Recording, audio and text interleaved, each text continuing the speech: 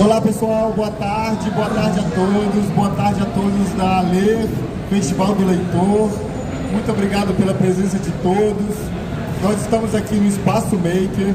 Eu sou o Thiago Araújo, sou aqui, trabalho e atuo junto à professora Viviane Japiaçu, que é curadora do Espaço Maker aqui na Ler 2024, e é uma honra contar com a sua visão, audiência, a sua participação, a sua interação e principalmente aqui a participação dos presentes aqui na nossa plateia. Muito obrigado a todos.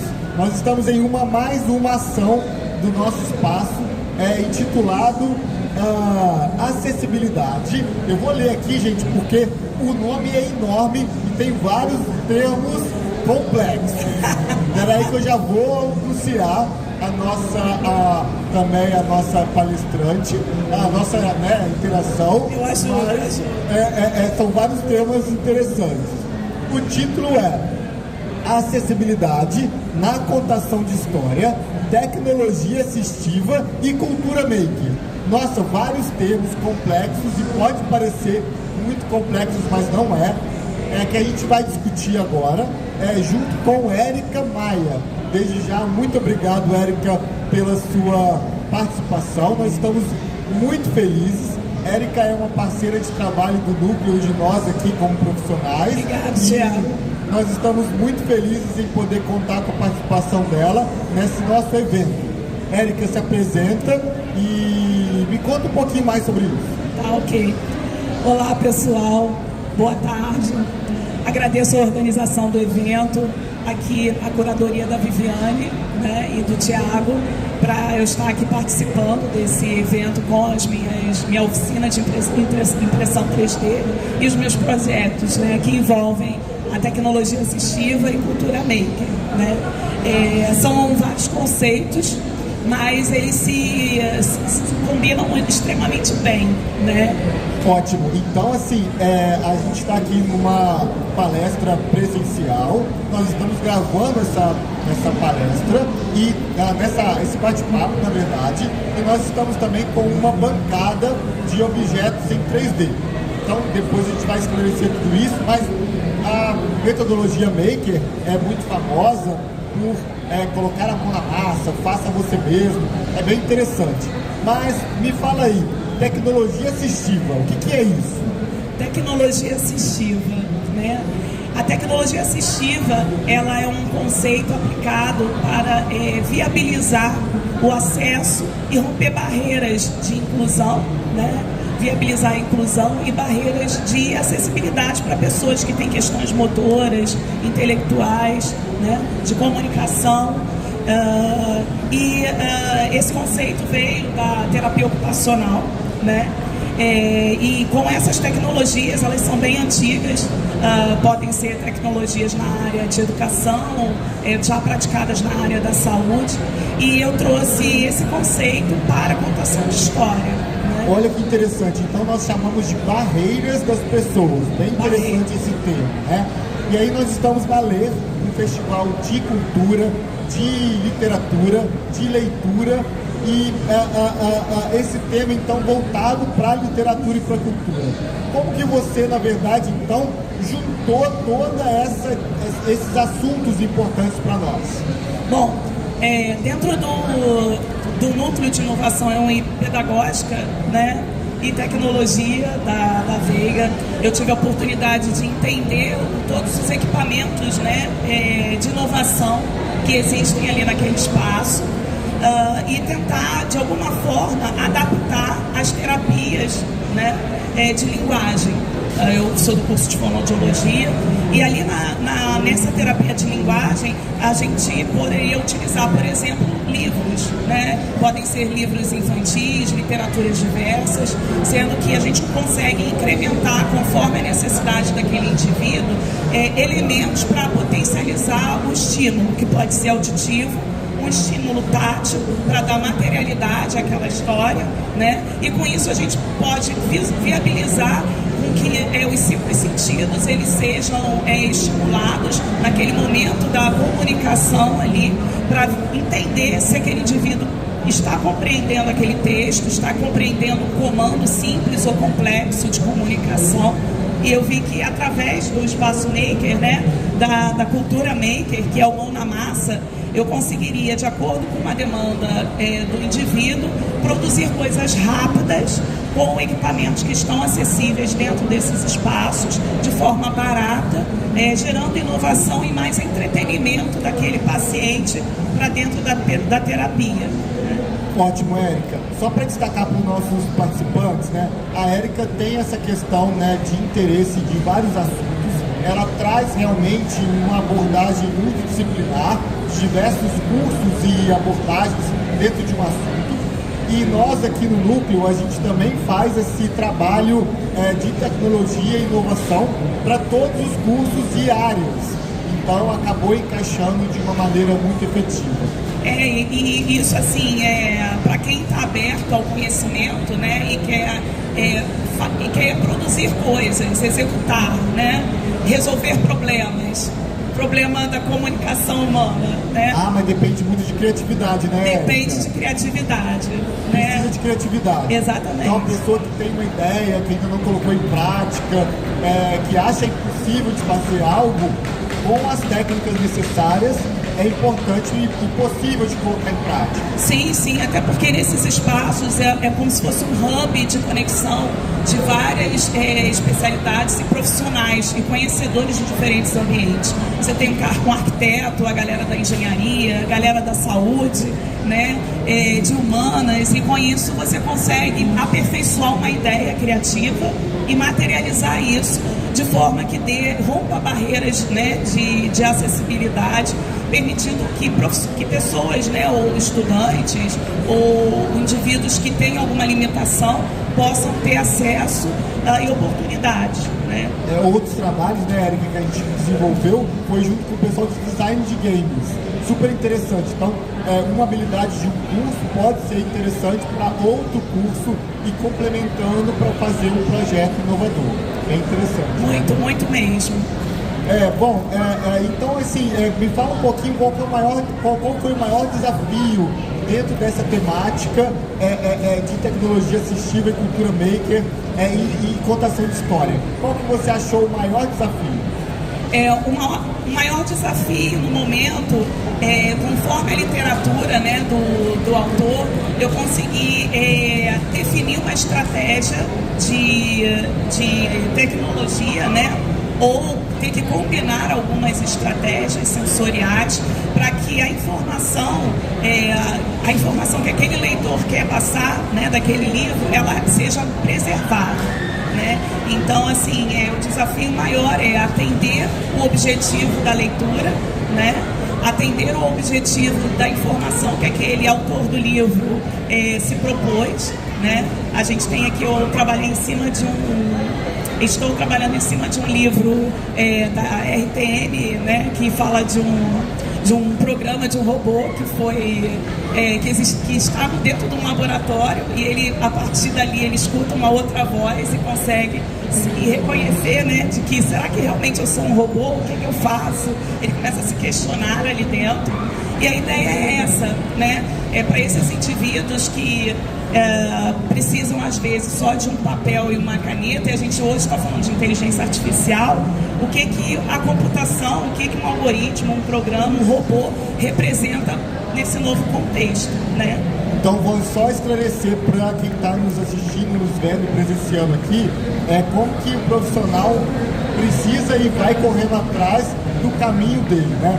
Érica é incrível nisso, ela foi atrás do autor e também de uma possibilidade de desenvolvimento desse estudo protótipo, e nós estamos aqui, nós agradecemos a presença do autor do livro, nesse caso com o título, me fala um pouquinho. RTM Repair the Machine. Depois a gente vai fazer novos registros, mas aqui eu agradeço a presença de Lucas Eclipse, é isso mesmo? Isso, valeu, muito Lucas, obrigado pela presença, Lucas, depois nós vamos poder fazer os devidos registros, mas a Érica fez o estudo piloto dela com essa possibilidade, com essa literatura, e que é incrível também, e a gente vai poder então conversar e desenvolver sobre. Na verdade... porque uma coisa também que se trabalha dentro da literatura, né? Falando de comunicação alternativa e aumentativa, a gente precisa saber o quanto de aumento que a gente precisa dar aos personagens para que aquele indivíduo, por exemplo, que tem uma questão motora, possa ter um momento de pega, né, e de tátil, percepção tátil daquele personagem e também da reprodução do estímulo auditivo. Não, peraí, tem muitos assuntos, muitas coisas na minha cabeça, você tem que ir com calma. Vou com calma, vamos lá. Tem um personagem no livro, e aí o personagem só existe no livro, e existe na nossa mente. E aí você fez a materialização desse personagem usando impressora 3D. Usando impressora 3D. Isso, exatamente. Mas modelando, como que foi a modelagem? Então, aí a gente precisa ter um conhecimento de design, né? Eu utilizei um formato Funko, que é um tipo de anime que usa formas geométricas, né, para representar um personagem de animação e que pode ser convertido numa impressão 3D. E nesse Funko aqui a gente coloca alguns elementos que identifiquem o personagem da leitura, da contação de história.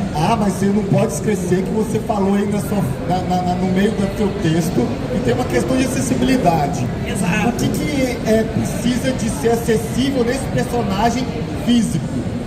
Porque o que acontece? O processo de compreensão, né, de entendimento nosso, a gente ativa vários elementos sensoriais, não só a visão, né, pela ilustração aqui da contação, da literatura, mas tem pessoas que precisam ter o tátil, percepção tátil, né, que pode ser por uma escrita, não só pela representação visual, mas a escrita, por exemplo, é uma percepção tátil e motora. E aí a gente utiliza essa representação do personagem para que a gente consiga, pelo signo, né, dar significância e significado àquela informação que está sendo oralizada. Pessoal, a Érica utilizou vários termos aderentes ao curso dela, né? Mas o que a gente precisa então entender é que o objeto precisa de ter um tamanho, exato, né, que você possa entender e tatear. Isso. Desde miniaturas, né, a modelos maiores. Isso tudo a gente consegue com baixo custo, né, utilizando o potencial da impressão 3D. Você então produziu com esse conceito, né, essa perspectiva, essa possibilidade, né? Então vamos lá, mais uma vez, o personagem do livro foi materializado por esse processo, né? E foi com todo esse pensamento técnico de acessibilidade. Muito interessante, Érica. Parabéns mais uma vez. E obrigada. Você pretende fazer isso mais vezes? Como que é? Então, isso dá para ser reproduzido inúmeras vezes, porque a impressão 3D e o espaço Maker, ele viabiliza a criação de vários protótipos, né? E nesse momento eu estou testando o Braille, né? Então, assim, a gente pode pegar uma literatura, pegar um recorte do texto e transpor ele num braille que fica impresso em 3D. Essa é uma outra questão, explica isso direito. Isso, atendendo a um outro tipo de... tentando derrubar uma outra barreira para a galera que tem deficiência visual. Então eu posso produzir uma placa com braille através da impressora 3D. E aí isso é mais fácil ou mais devagar do que era feito sem a impressora 3D? No braille tradicional ele se torna mais durável, não mais fácil, porque o braille no papel, o papel ali ele tem uma variedade, né? Ele pode rasgar, ele pode ser molhado, e o filamento, né, o material da impressão 3D, ele te permite uma certa durabilidade, né? E resistência, você pode lavar ele e ele se mantém ali com a informação íntegra. Só para quem ainda não compreende, a gente tem uma impressora de braille e papel, mas o que foi feito por ti é a impressão de braille na placa de impressão 3D. Exato. Impressão 3D, né? Isso, de plástico, de polímero. E aí isso acaba dando uma manutenção menor, porque você consegue uma durabilidade maior. Exato. interessante. Além de qual é uma questão da impressão 3D que a gente tem que entender, que uma impressora de braille, ela é, às vezes, pouco acessível. Você precisa de adquirir uma impressora de braille. E as impressoras em 3D provavelmente têm uma popularização um pouco maior do que uma impressora de braille. Pode ser um viés importante para nós. Sim, sim. E aquele caso, a gente não pode esquecer que os espaços makers, né, alguns têm o tal do Open Day, que é o dia aberto para a comunidade, né? Os espaços makers e os Fab Labs, né? Fab Labs, isso. Érica estuda também muitos Fab Labs. Exato. E no Fab Lab a gente tem, por exemplo, equipamentos de indústria, né? É uma cortadora laser, onde a gente pode, por exemplo, reproduzir uma maquete e adaptar informações de braille, né? Nesse outro tipo de fabricação de material, né?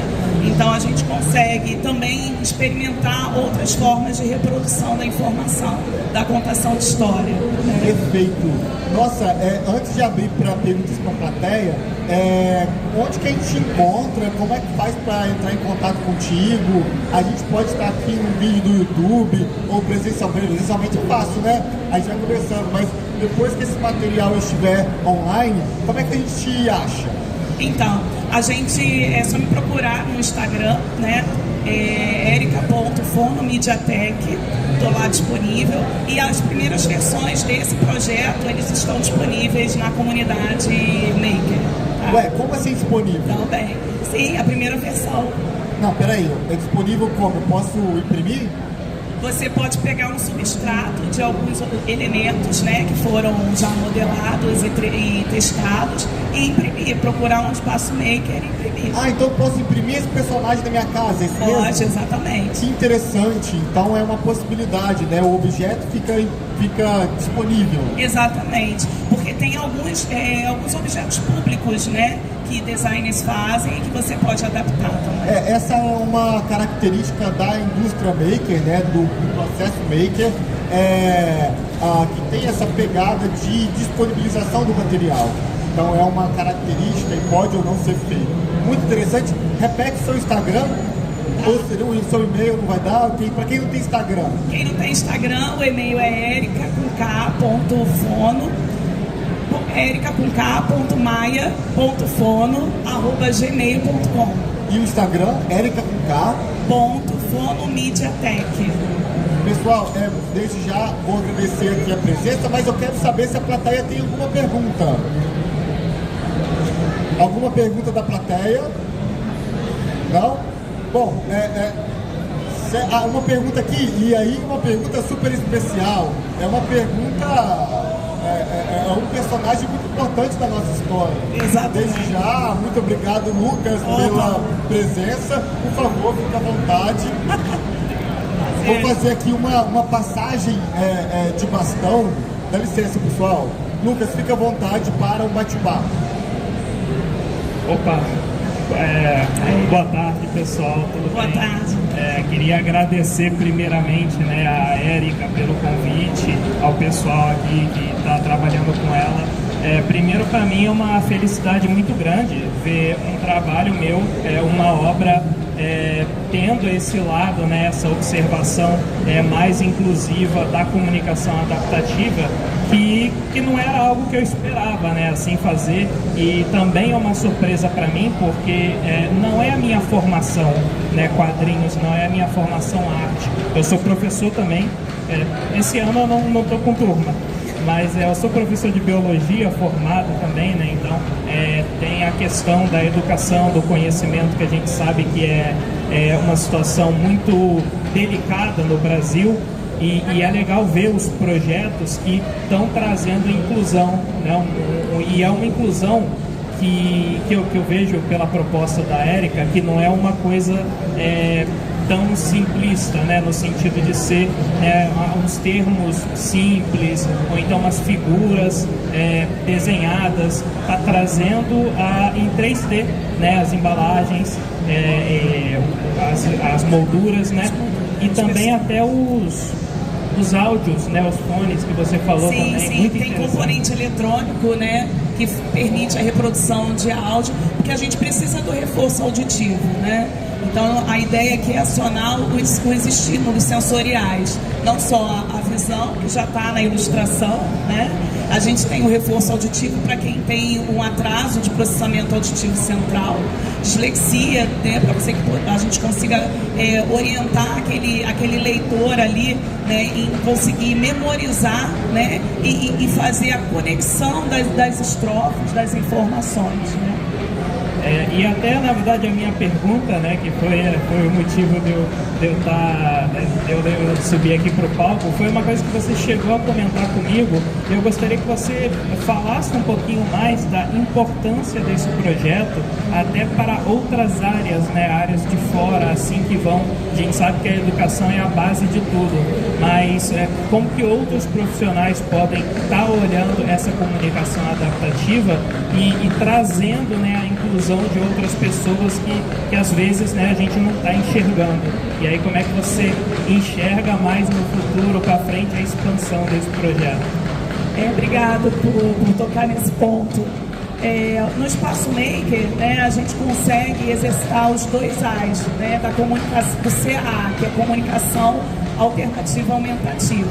Você consegue aumentar pela escala, né, qualquer representação material daquela comunicação, que está, no caso, numa contação de livros. E a alternativa é que você oferece outras formas táteis, né, de percepção sensorial, para que aquele indivíduo possa se compreender e também dar significância àquela informação nova que ele está recebendo, né? Então, a ideia é que os profissionais consigam enxergar os espaços makers, né, como uma oportunidade deles adaptarem as práticas pedagógicas e as suas estratégias de reabilitação, usando a inovação, né, usando componentes eletrônicos de baixo custo, que podem ser experimentados e prototipados dentro desses espaços, para justamente dar uma qualidade e uma viabilidade de inclusão, né? Porque eles já possuem atraso, mas uma vez que a gente consegue elevar, né, impulsionar aquele indivíduo por um nível mais próximo de um século, que agora a gente já fala em inteligência artificial, isso é perfeito. Muito obrigado, Érica, por esclarecer, né? Fico lisonjeado mais uma vez e agradeço o convite, e também eu desejo todo sucesso, né, pelo projeto aí. Desde que você entrou em contato comigo e falou, eu achei muito interessante, me chamou a atenção e, novamente, né, eu desejo todo sucesso. Eu que agradeço muito. No momento que eu tive contato com a sua literatura, né, a RTM, para mim, ela representa o seguinte, né, uma vez que aquele indivíduo ele tem um tablet, um computador, se ele está num momento de desequilíbrio cognitivo, ele pode quebrar aquilo. E aí a comunicação dele simplesmente acabou naquele momento, né? Pode ser extraviada. E no final a gente consegue, com esses elementos de baixo custo, garantir que mesmo que haja esse incidente, a gente consiga repor a comunicação em menos de 24 horas. A gente consegue imprimir objetos desses em 15 minutos, né? E com isso a gente mantém a autonomia e a oportunização, né? Um outro ponto também, falando sobre a caverna, né? O meu outro trabalho também, A Caverna do Feiticeiro, foi o meu primeiro quadrinho, né? O meu quadrinho de estreia, e aí até fico realmente lisonjeado de estar comparecendo, porque eu só tenho 2 anos como quadrinista, né? Na verdade nem são 2 anos, eu lancei o meu primeiro quadrinho no ano passado de maneira independente, e esse ano eu lancei mais um, né, assim, que são riscos, né, coisa que a gente quer fazer. Tô seguindo uma paixão que eu sempre tive, e quanto mais eu entro nesse mundo, quanto mais portas, né, oportunidades se abrem, eu vejo que é uma coisa que eu quero continuar fazendo. Até tenho planos para obras futuras também. E nessa literatura, a personagem ela é não oralizada. né? Sim, até falando, né, acabei esquecendo, mas na Caverna do Feiticeiro, a protagonista é uma menina muda. Então, não tem diálogo nenhum, também não tem o balão de pensamento. Então, a gente não sabe nem o que a personagem está pensando. O desafio para mim nesse primeiro quadrinho foi como eu iria representar as ações e os sentimentos dela, através das emoções. Então, teve a preocupação da expressão, do desenho, né? E da comunicação dela com os personagens, porque ela não é surda, ela entende os personagens, ela consegue ouvir, mas ela não consegue falar. E na história isso não é justificado, né? Qual foi a origem disso, se ela nasceu assim ou foi algum trauma, porque o foco na história é a jornada dessa personagem e dos demais numa caverna misteriosa, onde existe uma lenda sobre um feiticeiro que realizará qualquer desejo de quem conseguir encontrá-lo. Então, na verdade, é interessante porque o começo do livro, a protagonista, a Alume, ela cai acidentalmente nessa caverna. Ela não tinha intenção. Olha o spoiler. É o comecinho, assim. Ela não tinha intenção. Mas conforme a gente vai conhecendo os outros personagens e a jornada vai seguindo, a gente vai entendendo como ela está pensando, como ela está raciocinando e as ações dela também. Também não fica só no rosto, né, na expressão, mas nas ações que ela toma. Eu tive que tomar um certo cuidado também para ela não parecer muito suscetível aos outros personagens, né, de só obedecer e de não ter uma independência. Quando eu criei e eu fui tendo esse cuidado, era justamente para ter um destaque, que afinal ela é a protagonista. Tem até uma curiosidade, né, Alume é um nome, não chega a ser um nome, mas é um verbo francês que ele significa iluminar. E a característica dessa personagem é que ela está sempre com a lanterna dela. Na história inteira a gente vê, então ela está andando mesmo na escuridão, no mistério da caverna, ela está mantendo a luz perto dela. Então tem esse simbolismo também, que aí eu não vou falar muito mais da história, porque é uma obra de mistério. Exatamente. Então aí tem as coisas que vão acontecendo também, mas é uma obra completa, ela está finalizada, né? Eu gosto de pensar nesse quesito também. Os meus 2 quadrinhos são histórias fechadas, então a pessoa lê, ela já compreende tudo. E eu acho que até no próprio projeto assim, que a Érica está criando da inclusão, né, da leitura adaptativa, é bom ter histórias finalizadas, né, histórias com começo, meio e fim, porque traz para esse público também um entendimento total daquilo que eles estão consumindo. Isso.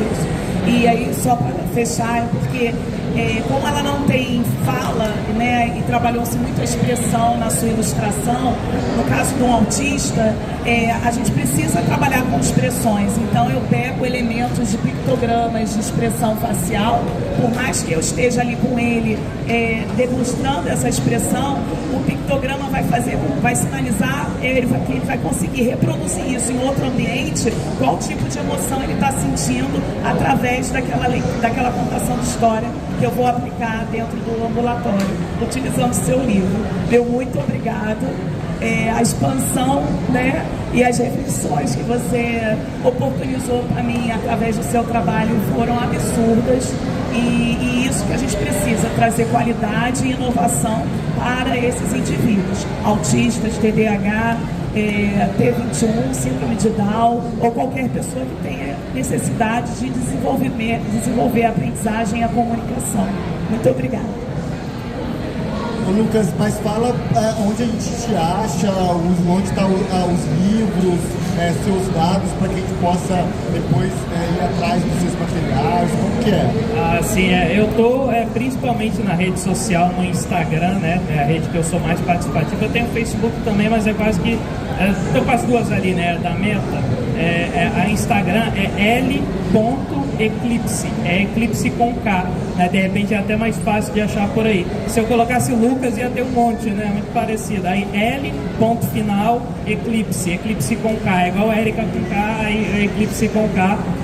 Os meus livros eles estão disponíveis para compra ainda diretamente comigo. Eu tenho um site que é o www.lucaseclipse.com. Nós estamos verificando isso na... Aí sou eu, né? O personagemzinho também, que eu acho que fica uma marca. Esse desenho é até antigo, eu tinha feito ele para um curso que eu estava fazendo, né? Um curso assim de transformar o desenho da pessoa, a pessoa num desenho, e aí acabou virando um mascotezinho, né? E até o meu site é esse aqui, lucaseclipse.com, e os meus quadrinhos ainda estão à venda. A Caverna do Feiticeiro, ele está quase esgotando. Tem menos de 30 unidades restantes, de 500 que foram vendidas, então claro que para mim é uma sensação muito feliz de ver o primeiro quadrinho, né, o projeto ter esse sucesso. E a RTM ele já vendeu desde janeiro, né, que lançou também mais de 200 unidades. Então o interesse, né, ver que o pessoal está dando essa chance, conhecendo, é muito legal, e na verdade isso me anima até a produzir trabalhos futuros. Eu estou com um plano, né, eu falo assim porque não sei se vai dar, mas eu queria lançar um terceiro quadrinho esse ano ainda. Já está em produção, mas uma produção assim, devagar, vamos ver, porque ele deve ter o mesmo tamanho que a Caverna do Feiticeiro, deve ser 180 páginas. Uau, nossa, é bastante! Sim, é porque eu sempre gostei de criar história, sempre gostei de desenhar, mas ao rumo da minha vida foi me levando a outros caminhos, né? Professor de biologia, faculdades, estágios. Então, uma época assim, eu acabei abandonando os desenhos, abandonando a arte, mas eu sempre fui muito de pesquisar coisa de escrita, de pesquisar livros sobre roteiros, sobre filmes. Eu não sou muito cinéfilo, mas eu estudo os roteiros de filmes para aplicar isso na literatura e aplicar isso nos roteiros dos quadrinhos. Que assim, é a base de tudo, é a educação. E a educação você vai pegando como é que você monta a expressão de uma personagem, ou o ângulo do desenho que você vai fazer, como se fosse um ângulo de câmera, ou até algumas ilustrações soltas mesmo. Tem uma ilustração que tem os símbolos ali e a pessoa vai vendo, né, o que esses símbolos representam, o que isso traz para a pessoa. É um interpretativo também. Até a Caverna do Feiticeiro sendo uma história de mistério, RTM também tem, né, um pouco de mistério, é mais ficção científica, tem casos interpretativos, né, que a pessoa pode tirar a própria conclusão do que está acontecendo, e eu acho que isso deixa mais familiar a obra para a pessoa, ela se envolve mais, assim como tenho certeza que a Erika é envolvida no projeto dela, né, e me envolveu também quando ela conversou comigo, e eu achei muito interessante, e eu acho que isso diferencia às vezes uma coisa que é puro entretenimento, né, às vezes um filme de ação, ou até um quadrinho, né, que seja puro entretenimento, de uma coisa que tem um significado mais profundo, né, às vezes que transforma, que inspira uma pessoa a se tornar um escritor também, ou um quadrinista, desenhista, e ver, né, isso trabalhando com 2 anos só como quadrinista, é muito gratificante mesmo.